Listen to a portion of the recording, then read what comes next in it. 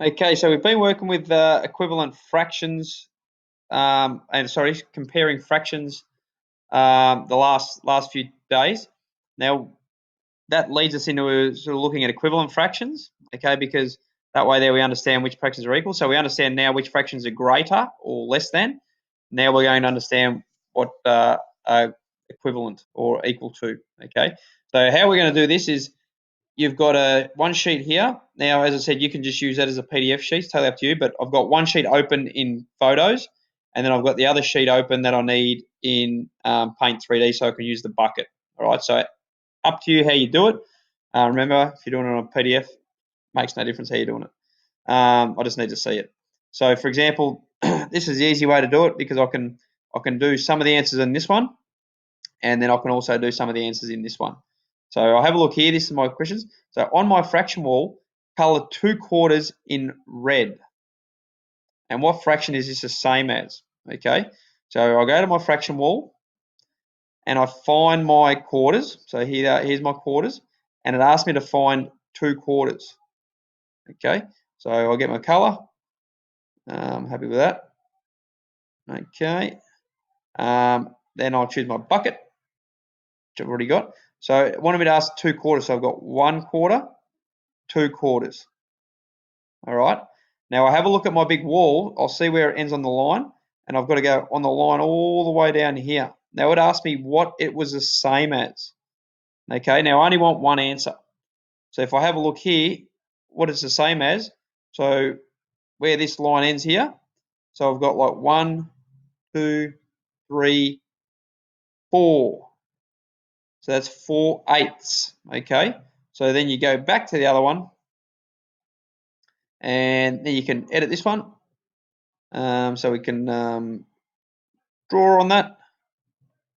All right, we've got our thing there, and we go. So you can do it in here, or you can just do it over here. I'll just do it over here.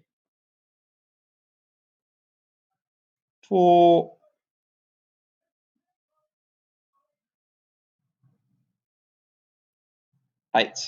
Okay, so that's how you do it. So the next one on your fraction wall, you need to color in blue 2/8, then 2/6 in purple, then 2/12 in yellow. All right. So when you keep going back to this one, so you can keep clearing this one if you want, or you can just keep putting the colors in there. So once I've figured out this one, I can just click undo, and then you can just go and do the next one. Okay, because basically this sheet's the one that I'm looking at, because you'll actually understand that what it is. Now, ideally, I'd like it where you do it differently. So, for example, if 2/4 was shaded here, so we'll do that again.